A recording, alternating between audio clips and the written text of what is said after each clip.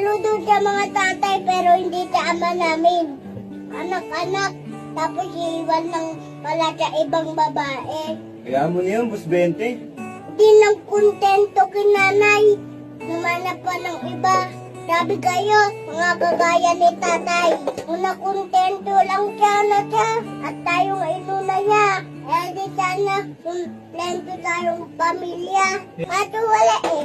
Yun ang kalokohan eh. Grabe kayo tay. Grabe kayo. Saludo sa mga bubuting ama. Mga ama na hanggang sakripisyo para sa pamilya. Mga ama na hindi iniisip ang mga sarili. Mabuhay lang ang mga anak. Sana katulad yung tatay namin. Kaya kayong mga kuya, kung papatukin nyo may buhay ng pamilya, alam nyo na, pag nung gagayahin si tatay huwag